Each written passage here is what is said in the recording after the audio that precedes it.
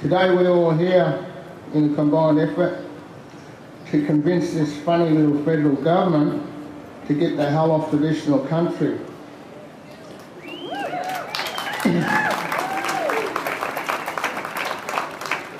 Country where there are significant areas with great meaning attached and considerable history and ancient connection science can't even comprehend.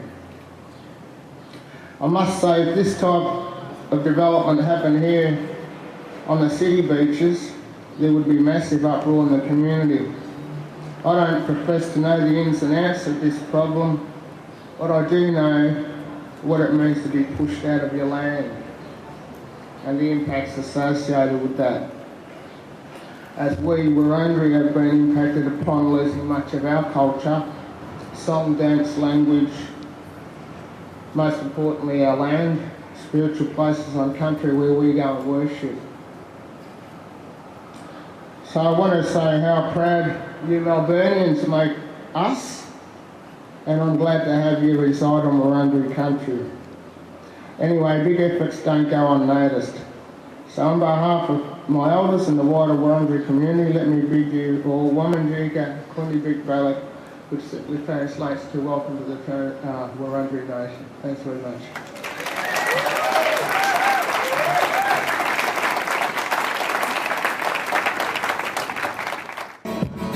See, I feel the sadness is running in the breeze. It chills between my bones, from my head down to my feet. Say I won't give in to this heartache and defeat. 'Cause my heart it keeps on beating, and I'm yet complete. And I fell in love under the sea. There's no turning back, no turning back to the shore for me. It seems there is no end to greed. The mining companies have been dangling carrots in front of our people, making us fight among each other. There are those who believe the gas plant should go ahead and those who don't. Those who do want the gas plant to go ahead say that there are many benefits to Aboriginal people in the community. But studies have shown that there are, in fact, very few benefits that are available to Indigenous peoples where mining is concerned. They promise Aboriginal people jobs, but very often they're menial jobs and not managerial. And then what happens after the gas plant ends? You have the destruction of a community in its aftermath. We have to preserve and conserve the Dampier Peninsula for cultural, spiritual and ecological reasons. My grandfather knew this country well. The stories and the songs he tells. He raised me up to follow in his footsteps. I honor the song lines as I should. I do as my ancestors would. I sing a dream of life here in this country. Sacred ground, living on borrowed time. When you change, keep on heading down that line.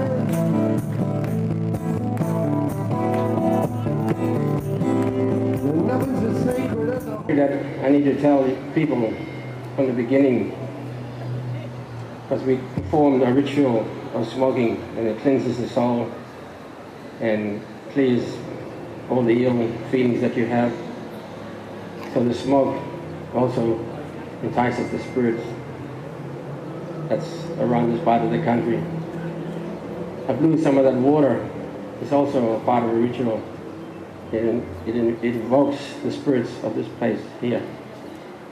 The water spirits that come from around wherever they run out from the high country and flow out into the ocean, into the rivers. And these are coming out to you people now. They're going through this, people that are here, that are all around this place, in this city. This is the kind of spiritual feeling that we have in connection to country. And a lot of it is the beginning of our dreaming. And the songs that we sing, they don't have any meanings anymore. They don't have a language. These are the beginning. And it tells the story of a saltwater woman and her sisters coming onto the land. This song that we sing today, and some of the children back home dance and perform it. And then entices the land spirits that are in the waters, the rivers, and they come together, and what they create is us. You've got to understand that there is no color boundary. It's just people. The red shirts you wear today pretty much symbolizes what we have in our bodies. One blood, red. There's no difference in whatever you can see amongst ourselves here today. And it's also the color of the lands around James Price Point and much of that country where we come from, where I come from. And some of the residents here have also ex-residents of Broome come from too. And they can tell you stories, what it's like to be there. And they're great people. There's great people all over the world. There's great people that are supposed to be sitting there running this country. And saying to them, you know, this is the greatest country in the world. We're the luckiest people. But sometimes you wonder what those people are running for us in this country. This land, they say, it belongs to the states of Australia. The states represent the people. People are Australia. No matter where you come from, or what color you are, even if you just came here not so long ago, you're part of this country. You're part of me. You're part of everybody here. There's no difference in whatever we say or do. We just got to make things right. We just got to make things work for our next generation. To take control, to live and learn like we have when we were young, and to experience what we got, the most beautiful country in the world. There's only at risk this one part of Australia, and that's the Kimberley. And if you haven't been there, go there very quickly, because you only got 2 months before the Federal Minister, Tony Burke, plays God for a couple of seconds to say yes or no. That's all he's going to do. He's not going to say, go to another place, pipe it down there. He's going to say whether or not this is the place the gas hut is going to be, or it's not. So he's going to give one word, yes or no. And this is where you've got to contribute and be part of our struggle. This is where you've got to voice your concerns and your opinion. You've got to go and tell these people who are running this country for you, for the states.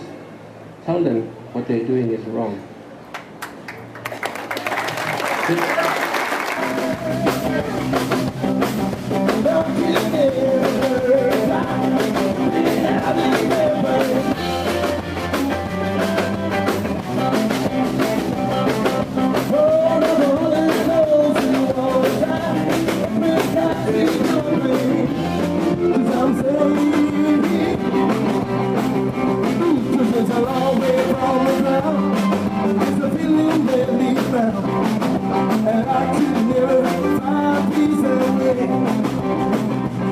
I found it hard enough to survive.